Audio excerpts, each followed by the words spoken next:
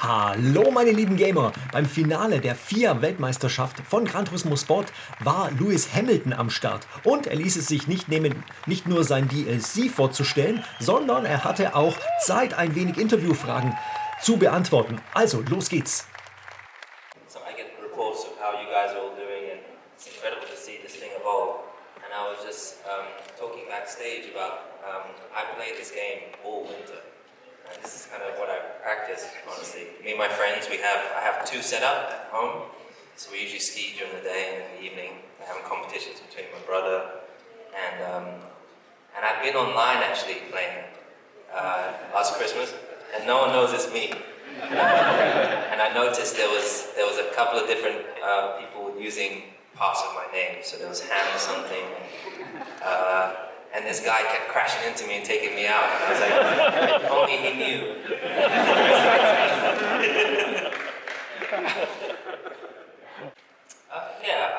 I mean, it's probably different for everyone, and what I do now is different to what I did when I first got to Formula 1 and when I was in karting, etc. But it's been a learning process. For me now, I do stretching. Stretching is so important, particularly as you get older, you notice it more. But stretching is super, super key. Keeping your heart rate low. So breathing. I don't do breathing exercises, but I do focus on my breathing, making sure I'm centered. But more so for me is making sure that I know everything that's ahead of me. So if I'm going into qualifying or if I'm going to the race, I always make sure I've studied the lap. I've studied the settings that I changed throughout the laps or through or the strategy, for example. And so that process is very, very important for me personally. So then I can close my book and I can get on with my job. But ultimately, it's about being relaxed, and you've got to also remember to enjoy it and not get too stressed of wanting to do. I try not to stress myself out just because I want to do the best job possible. But usually, the more fluid and relaxed you are, the more free-flowing it is. Hi, my name is Igor Fraga. I'm from Brazil, and it's an honor to be here, being able to, answer some questions. Ask some questions. But anyway, when you're driving, what you prioritize during the driving as track limits or the brakings? What you keep in mind to put together a good lap? So over the years, as I've driven more and more, it's become more and more. I've really dug further and further into and deeper into the technical side of it. So in terms of driving style, so each year my driving style, I have to adjust my driving style due to the tires that we have. Sometimes each year you have an oversteering car, some years you have an understeering car. For example, this year has been a lot more understeer, and trying to work around the balance because the track is constantly migrating in Formula 1. But on the lap, you're looking at braking points are very, very key. That's where a lot of the time, from the brake to the apex, is where the majority of the time is made. But it's also dividing, separating out the lap and finding out where it's better sometimes to sacrifice the entry to get the exit. Of course, you want to use the maximum width of the track. Keeping the minimum speed up is always most often quite key in some places. But different driving styles you have to apply to different corners. So that's really trying to figure out what those are and then let it flow. So through practice, I'm usually practicing pushing more, pushing less, lifting up the minimum speed, move the brake balance around quite a bit, engine braking, those kind of things. So braking, downshifting earlier or downshifting later, these different things to adjust the balance of the car. So but it's usually just it's not always the easiest to something to plan for because the car moves in different ways each time. Yeah, that's probably the hardest thing, and it's strange because I look at a lot of other drivers, and all of us Formula drivers, we look at onboard laps of all the drivers in the previous years, and a lot of the drivers don't spend any time doing maneuvers in terms of the adjustments. So turn 1, I would have the brake balance. I think I have it set at 56%, and we have brake migration and engine braking. So I have those 3 you're all set. I go through turn 1, 2, 3. Coming out of 3, I adjust my engine braking 1 step up. I go my brake migration 1 step forwards, and then I move the brake balance forward. Really quick. Then you go through 4, 5, 6, 7. Just before you get to 8, I move the brake balance rearwards because you've got a lot of temperature in the front tires, so you move the brake balance rearwards, locking. And then go through 8 through 9. As you go from 9 to 10, I have to move the brake balance rearwards again, also the migration rearwards, because this is a really tight corner. Coming out of 10 through 9, through 11, down to 12, I move the brake balance all forwards as you come into the last corner again. And it's all about the exit. So, so I'm constantly trying to explore. I don't like to be spoken to in a mid-section of a lap, for example, where it's super busy. Talk to me in one place. But just like anybody, if they start talking to me and I'm braking into a corner, it's a real distraction. So sometimes I lose 0.2, half a second, and it's pretty frustrating. So we have to be that's about the communication with your engineer. And then, the other stuff, again, it takes practice, and I don't get it right all the time. I do with all those adjustments. If I'm 1 second too late in making that adjustment, I have 1 second less to focus on the next corner, and the next corner doesn't go perfect. But I'm always searching for the absolute perfect lap. I think, honestly, one of the perfect laps I did was last year in Singapore. This lap just went... I dream of that lap, and I'm always trying to search for that feeling again. Because, again, that one I had the perfect, just late enough on the brakes everywhere, just the perfect amount of slip on the front and on the rear. The rears lasted all the way to the last corner, which that track normally they don't. And so I still had good traction at the second to last corner. So yeah, that was special. So on Saturday night, there's a lot of documents that I read. And then, because qualifying is obviously done, you've got to start applying your attention to the next day. But on Sunday, you get they take you through a large selection of strategies. And when they're telling me those, I'm constantly questioning everything that they suggest is possible. How far the tyres can go, or how short the tyres will go, how early our pit stop is. And I ask a lot of questions through those times. So if you look at like Silverstone this year, they asked me to do a 2-stop, but I believe I could do a 1-stop. I stayed out and the 1-stop worked. But naturally, sometimes you get out on track, and from practice 2 is usually a bit of a long run. And usually then you get a good understanding of how long the tyres can go. But then you get to Sunday and the track's shifted and the tyres last not as many laps or sometimes more. So I have all these options in my mind. Normally they tell me, okay, your stop lap is lap 18, and they will tell me that I will go, they will tell me on the radio, they will ask me first how communication is key, so they'll ask me how the tyre's feeling, and I give them feedback on that side of things. So I know for the first 10 laps that I'm pushing to get the gaps. Some races you're saving for a long period of time, and then you push towards the end of the stint. Some races you push all the way to get the gap to the car behind, because the undercut is so big for us. But yeah, sometimes you're, again, like if you think the last race, we went at least 5 laps longer than our original stop. So I was driving to our original stop, I think it was lap 18, thinking that hopefully at lap 18 I should have no tyres left.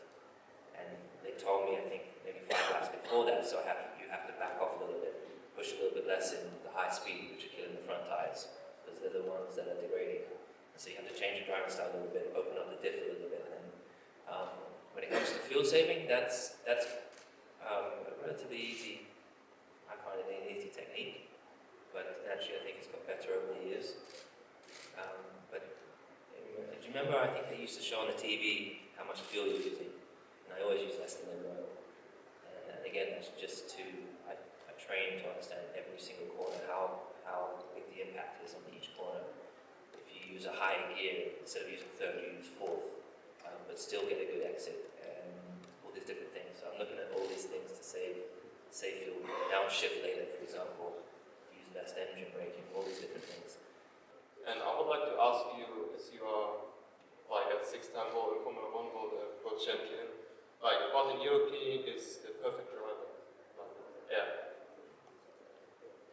honestly, I don't think there is a perfect driver.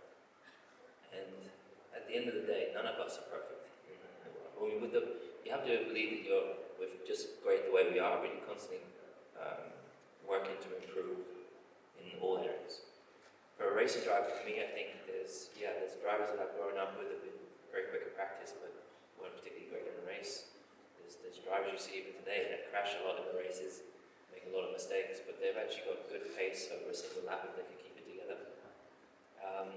There are some drivers which are good on the braking, and some guys are better at saving their tyres. I think it's, of course, you want to be an all-round. I'm always working on being the all-round greatest I can be, or greatest driver. And so that's a large group of things. But when you're a Formel 1 driver, that's a lot of the communication with the team. It's, can I be the first one to get on top of the tyres in the season? Can I be the one to lead this car and help the design team design it in the right direction? I love getting involved in the background stuff. But I mean, if it's just for the driving side of things, I'm always searching for perfection, I'm always trying to improve. And for me, over the years, I've learned different styles of driving. And as I said, each corner is different, and you have to grab onto these different techniques that you use. It's not just one technique through the whole lap. So I think practice really makes perfect. I think the exercise of trying too much and trying too little is a whole part of the process. And I get to work with these great people. I think what the key has been for me is just seeing there's so many talented people. But if you're not in the right, if you're the best at aerodynamics, but you're working on vehicle dynamics, which is not what you love, and it's not what you're particularly the greatest at, perhaps you won't excel as well. So first we have a boss who's been able to position people in the best place. There's a real great energy within the team. I remember when I joined the team, and again, from what I experienced in the past, I would say, hey, the front end is where we struggle most. The front wing is too sensitive on initial turning. Nothing will get done about it. Or so when I arrived at Mercedes, I remember we had there's a couple of engineers who work at the at the factory, and I'd go through the garage with them, and I'd say, hey, this why is the car painted right to the tail end of the car? You don't even see that paint. That's just extra weight. I said, oh yeah, you're right. Next test, it was removed. Save weight. There was over the sensor of the rear floor that senses the tire. Was quite a small sensor, but the cover was big, which is getting I think potentially interfering with the rear the tire wake.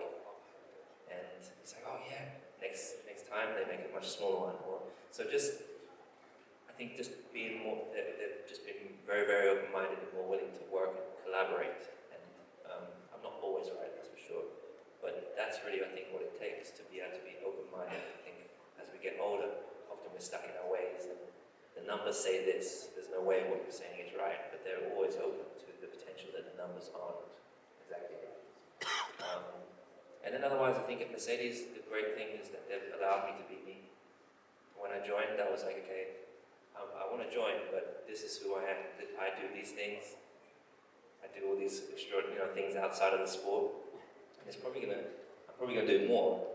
But just know that my heart is in racing, and that is at the core of me. With my engineers, they are super, super serious. And I think probably also being Brits, they're not as they don't let out their emotions as much as, for example, Italians do. When you're on the podium, the Italians go crazy. When you're on the podium in Mercedes, they're very reserved. The Brits are very reserved. But I think what I try and bring into the environment is just great communication. I try and bring in a lot of laughter and have fun. Try and have fun, but not just deterring us from the job at hand and keeping us focused and busy. And there are certain characters that I work with who it's been really hard to kind of break them. There's one guy, for example, who was never particularly optimistic. He was like, I think today's going to be a really difficult day. We might finish second. I was like, look, what you say and the energy you project, we all feel that. We want we need you also to be like, today I don't know what we'll do, but we're going to do great. We're going to put the effort in. And this year, every race, I feel really optimistic today. So, just switching his, now he's always smiling, and it's really, really made a difference. So, and I've noticed for myself, if I arrive and I don't really want to be here, have negativity, everyone else feels that, so I'm always trying to be as the best me, because I know if I'm shining as bright as I can be, I lift people up next to me. Bono's having a difficult day. I know I come in, hey buddy, today we do well, right? He's like, okay, he's on it today, he's with me. And there'll be days where it's the other way around, and Bono's like, come on mate, pick it up. And so that's what real teamwork I think is about. The journey that we went, the ups and downs that we went through, the days where we say we don't have the money this weekend to race, the days where we struggled on the weekends, the time where we were racing against a really, really wealthy kid who had the best kart, he was in the best team, he had brand new go-karts, and we were struggling, and then his wheel falls off in the last race, and I was winning the race anyways, but and we left, with very little, but came out, it was so much more rewarding, so yeah, I'm very, very, very fortunate that I had my dad leading the way. But I know when I will one day, if I'm fortunate to have kids, they're going to want to race, unfortunately. They're going to be on the simulators. My godson already, during Christmas time, and even this winter, I have 2 of these set up, and this year we're going to set up 2 more. But me and my friends, after skiing during the day, or whatever we're doing during the day, we're gaming and competing against each other. And my godson, who's 2, is already on these simulators, trying to get on the simulator, so I know he's already encouraged, and so yeah, his father's got a tough road ahead of him, because I don't know if I could go through the whole karting thing ever again. You get a different sound from the tires when you're braking. When you get to Italy, you have to use a rib protector because the grip was so hard. So I mean, I loved that period of time for sure, and I miss karting a lot. And that really is where all the fundamentals of what I mean to do and position my car when I'm on track racing Formel 1, although it's a much bigger car.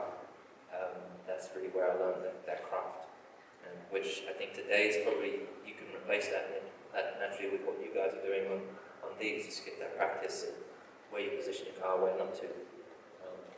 We didn't have that when I was younger, so probably the karting. The Formel 1 is pretty awesome. Yeah. Honestly, from the first day that I drove the Formula 1 car to Silverstone, the national circuit, I remember being so nervous, and I remember I knew at the time that every step and everything I'd say, every smile, my data from when I'm driving the car, everything's going to get fed back to the boss. At the time it was Rob Dennis. And I was like, I've got to make sure everything is just super positive. Everyone goes back and says the greatest thing about me. So, and I've got to be fast without no spinning, no making mistakes. But I remember sitting in the car and you have all these people around you, all these mechanics, taking the tire blankets off, putting the tires on, the guy at the front instructing you. Wow, man, my heart was racing. But even still today, I have that same, not nerves, but same excitement when I get in, I strap in, and I have this kind of orchestra of people working to perfection to take the tires off as late as possible, put the car down slick first, pull out the garage. And I have this big smile on my face when you switch off the pit lane, pit speed limiter, because the car just it accelerates at a crazy speed. And no matter how much I do it, it never gets old. And yeah, but I try not to think about racing like too heavily, too much, But geez, I dream about it. It visits me in my dreams. So, but I just try not to overweight, put too much weight on my mind in that sense. And I take it one race at a time. When I sit with my engineers the week before at the factory, we go through so much information. And what I've had to discover, for example, for myself, is I can only stay focused for like 26 minutes in those meetings. I start either falling asleep or stuff just starts going over my head. So I sit with my engineers and it's 26 minutes, I've got to go and go to the toilet or shake it off. take a quick drink and come back, you know, so it's just about understanding how you operate perfectly, and that's how I get my job done, as good as it is. And my engineers fully understand.